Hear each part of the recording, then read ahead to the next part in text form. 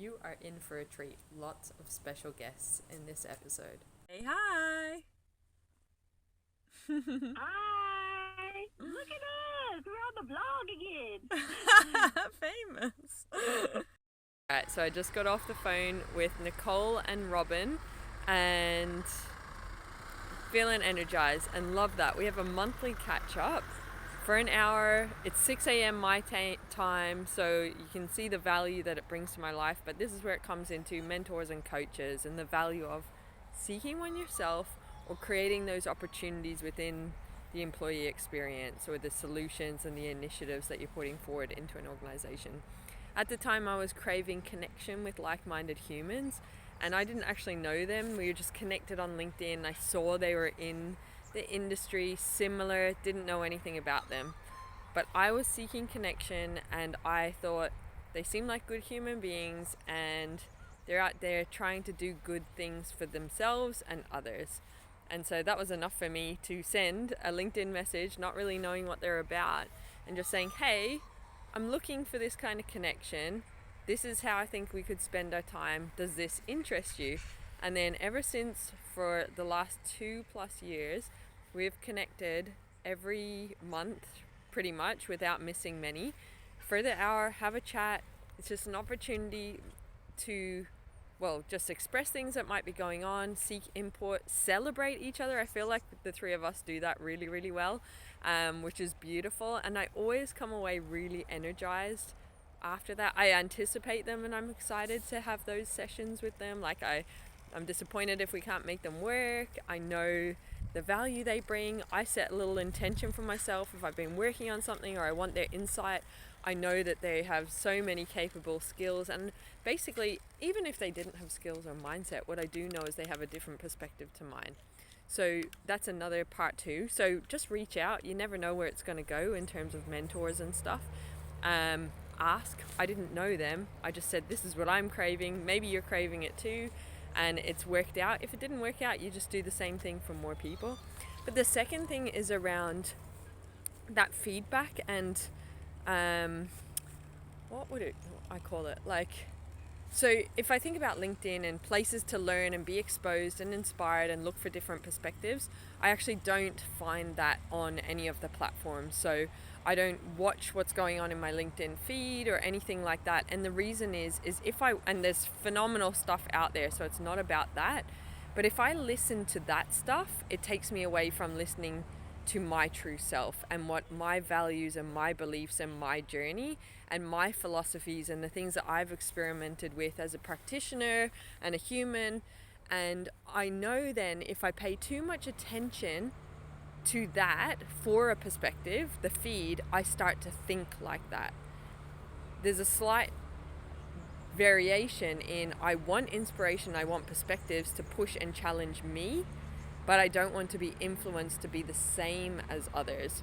So instead of watching the feeds and stuff like that, and I go on there intentionally if I'm looking for something specific, but not to consume and be inspired, what I do is I show up to Nicole and Robin and I say, this is where I'm at, this is what I'm experiencing, and I present my authentic self and my views and my perspectives to them for them to challenge from that perspective. So I'm giving them permission. So that's where I get that kind of pushback and challenge my thinking, and yeah, just a different perspective. But yeah, that's this morning, really amped after that. It makes me energized because we do celebrate each other and you're proud. And we were just talking today about the journey of what the time today has brought and what we've witnessed in each other and how the growth, the stepping into our self-worth, the things that the questions, even like Robin brought up one, she said, Kim, you challenged me on this one thing ages ago and it made me think about completely overhaul my thinking on a particular thing, and has exponentially run with that. And a nice little analogy that we also were talking about was around a grain of sand, actually, finding the people where you can just give them a grain of sand of inspiration and they go and build a whole beach with that. And that's kind of, I guess, what I've sought and have received from them in a lot of the interactions. and yeah, get energized, and then I go bring this energy into my day. So I'm about to head and do the team brief. Right, so got the electric bike. Here's my view. I'm on the way to the library, but just the things that brought you joy as a child, I would try to bring back into your life. I love bike riding. It makes me feel very free, and yeah, it just gives me that, I don't know, it is freedom. And cycling in cool places just opens your eyes. You get to take things in, new perspectives. It's also a state break for me to think differently before I get into the next task, like a brain break. Right now we're in the team brief, and Vic's just doing a handover of her task. So she's got a couple of columns going on, but look at the organization. She has got the highlights going on. The colors mean different status things, actions required. She's documented the journey, the conversation, to be able to hand over for someone to take on next steps. We've just finished the team brief, and today, based on yesterday's conversation, I created more space. I felt personally less under pressure to get out in the 30 minutes. We have gone to 44 minutes. No, 34 minutes. So we're 4 minutes over. But my intent going into today was we've hit a huge milestone, and it was really great to be able to sit and reflect on that, communicate all the actions and the tasks that have allowed us to get to that position, and then magnificent results in terms of the efforts and the feedback that we're getting from putting that 10K thing out there, very qualified applications. So we're our marketing, as in our language, our copywriting, the user journey, we're speaking to the right people. They have what they need to make a quick decision and put that commitment in there. So we have applications coming through, which is really, really exciting. But in terms of, I really wanted to celebrate that with the team and show that today. And so I took my time going through and sharing, look at these comments that we've received, look at the support we're getting from people that are helping get the word out about this opportunity and sharing their love for us, which is also a beautiful thing.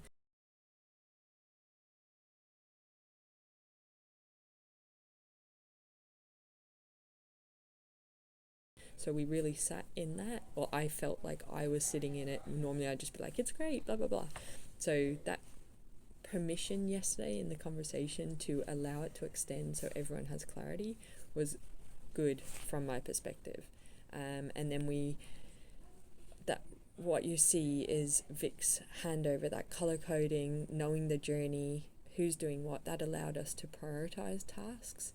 So we have all these things. The green ones just need a QA. The yellow ones need Kim's decision on something. The orange ones are something Hannah can action and get that ready for QA, and the pink is something else that I need to do but a different context. So that key comes in Vic's handover. We talked about times. I got them to call back the task. Actually, Vic's working on client stuff today, but I got Hannah to call back the task so that we're on the same page. What's her understanding? For example, she's user testing. She's checking, does it work? Does it make sense? And she said, do I proofread? Now, if she went and proofread the whole thing and didn't need to do that because it's actually been proofread in a previous project or previous time milestone, she didn't know that. It's good that she asked, do I need to proofread? No, because that's double up and it would take a lot of time. So at least getting her to call it back. She wants to produce quality. That's why she's asking, should I do proofreading? I say, no, it's already been done. So she saves time. So we did that. We've got our action plan. Hannah and I are in execution mode, in getting the actual content flow, making sure that templates and resources work. And then Vic is working on, she's doing project management for our client projects. So she is doing project updates and stuff like that. And the other thing that I've observed is the growing list of tasks. So just that ability to plan buffer for, as things expand, the to-do list takes longer, tasks get more complex, you need more time to ask questions, to understand the journey, to communicate, handovers, to clarify handovers. So just how might you consider, as a project unfolds, allowing that expansion of time for handovers and planning, and actually the execution of delivering the project deliverables. Maria is a really, really brilliant project manager, and she has no qualifications, no training in it. It's just basically learnt on the job. Her tasks today are project updates, and we have another kick-off for a client that the project went on pause over the holiday period, and we're reigniting that next week, so she's preparing for it. So I've asked her to just share some tips, but for a deeper dive into a lot of the tactics that we use with managing stakeholders and project management, go check out our Studio Insights episodes and some of the other playlists on YouTube. We go into like how we've come up with a way that works for us, and Victoria's really strong, and those are the conversations that helped her build her project management capability. As project managers, there's a couple of things we do each week to make it a bit easier for ourselves and our stakeholders. One of the first things we do is a weekly project update email. It's a good way for us to get like an overarching view of where everything in the project is at, and to give that insight to our stakeholders as well, just to keep them in the loop as the project progresses. We normally format our project updates into two sections. The first section is action that we've taken in the past week. It's just a dot-pointed list where we cover the things that our team have achieved and what their team has achieved. So it could be listing, we did a workshop on this date, we've started working on a storyboard, we've started developing a module, and their task could be things like they provided feedback or they sent us a query about something. And then the second section of the email is what's going to be achieved in the following week. And again, we break that down into our team and their team. So we can let them know if we're starting on a new task. And we also make sure to include in their section for their team, if there's actions required. We'll generally format it a bit differently, so we might bold or underline to call attention to their action, detail exactly what it is, and if there's any deadlines attached to that, we'll make sure we include those due dates and times in there as well. So it's just a really good way to, it's a good way to check in each week, see where everything's at, see what's happening next, and you're not overwhelming the client with additional stuff they might not need to know yet, because you're just covering the next week so they can focus on those things. Another part of that is we sometimes do weekly project check-in meetings as well with our clients. So for those to be effective, we've found it's really useful to pick a day and a time that's going to consistently work for everyone throughout the project. It just saves like a lot of back and forth if people are always trying to reschedule. So you really want everyone to like commit to that chosen time at the start of the project, and then it won't eat into like any other tasks that come up throughout. Another thing with that is we always make sure we invite the right people. So it may change throughout the course of the project. People might drop in and out, but we really want to use those meetings as an opportunity to actually get answers or responses to things, and try and eliminate as much follow-up as possible. To run those successfully, we also use an agenda. So we don't do any like formal agenda really. We just write ours into the calendar invite normally. So we'll let clients know, we need to know by say 24 hours before the meeting or something if you have anything to add, and we just ask for it in an email format so we can pop it into the agenda, and then we can work through that agenda in the meeting, and everyone who attends can see what's going to be discussed, so they'll know if they need to prepare anything or look into anything before the meeting starts. The last thing I would suggest that we found really useful is with that agenda we try and structure it, if there are going to be like multiple stakeholders coming, we like to structure it so that the topics or points of discussion are sort of in an order relevant to who's attending. So say if one person's brought up 3 things, we'll group that all together, or if it's all related to a specific project, we'll try and group those things all together, just to make it easier on the client as well, because if they've committed to a 1-hour meeting and only maybe 10 minutes is relevant, they know that everything will be covered in like that one section of the meeting, and then they can jump out and get back to what else they need to be doing. Lunchtime mission to the art gallery, so just a 15-minute trip. nice and short and just get out into the blue sky. And this afternoon I have team catch-ups, so one-on-one catch-ups with my team. And that's me for the day. Just love the brief of this one, where it's DIY, low budget, they're making an exhibition work. There's a lot for us to resonate and think about how we make our projects happen in the same way. So I just had my catch up with Kim and some really interesting things came out of it, some really insightful takeaways and penny drops. We listened to a podcast recently by Rick Rubin, and it was all around finding your creative process and trusting what you create in the moment. And I think I personally can struggle with that. I really try to achieve perfection and can put way too much time into things where it may not be necessary. And Kim and I were just discovering together what our creative processes are. So for everyone, it might be different. And I think we've always been taught, well, I definitely have that, the harder you work, the more success you're going to get. And working would look like being on the computer, typing, not having a break, working really hard, hustling all day. But what we've found is that everyone's process is so different, and you creating your best results can be so different from the norm. Continuing on from that, it may be different for everyone. So we're talking about Kim's process, and she was saying that she spends 80% of her time incubating and being out in nature, being inspired, walking around. And then, so that's 80% of her task. And then the other 20% is actually executing. And once she's reached that 20%, she has everything that she needs to just smash it out. And I think sometimes we think, oh, someone's not working hard if they're just mucking around for 80% of the time. But for her, that's when her best work comes out. So for me, I just want to think about and start reflecting on how am I most creative and when am I my best self.